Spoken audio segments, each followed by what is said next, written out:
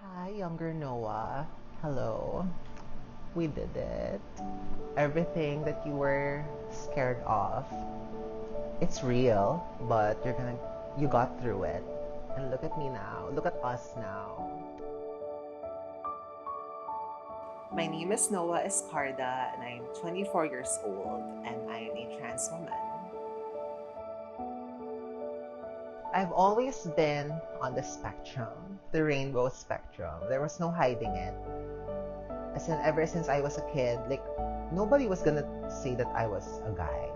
Sobrang halata niya to the point na I didn't really come out. Like, everybody knew. So, and I always felt like I wasn't a boy. But I also didn't know if I was a girl. But whenever we were in church, diba you pray after you get the communion? I would always pray to be pretty. And I would always pray to have long hair. When I found out what being trans was, it's like I finally had a word to describe everything that I've been feeling since I was a kid. That feeling of not being comfortable in my own body, that feeling of being constantly perceived in a different manner. I realized it was because I wasn't being perceived for who I actually was. I transitioned when I first entered college in 2016 because it was the first time that I met other trans women. And there were actually a lot of trans women in campus because prior to that, I came out as a gay man for 2014. And then I was actually transphobic. You know, I would tell my friends, yung mga trans na yan, di naman talaga babae yan eh. They're just playing dress up. I had that point of view. But then I met trans people, trans women, and I realized they're just people too. And I realized this was a way I could live my life.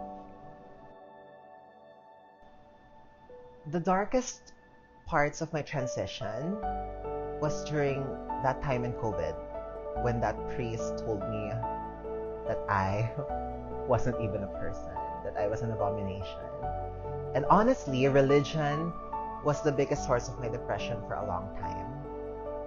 But I've actually moved away from that mentality because I've come to the realization that if there are good people like my parents, if there are good people like the religious people in my community, that's all I need. I can ignore the people who are using their religion to belittle me because there are supportive people out there, and I'll just focus on the good rather than the bad. It feels like on Drag Race when RuPaul asks the queens to speak to their younger self. Hi, younger Noah. Hello. We did it. Everything that you were scared of, it's real, but you got through it. And look at me now. Look at us now. So, I have nothing but nice things to say to my old self. Happiness is a mindset. It doesn't come to you, you choose it. Even if nothing good happened to you today, focus on the one good thing that happened to you yesterday. And that's enough. You choose happiness. It doesn't choose you. And so I choose it every day. I'm happy now. Haha.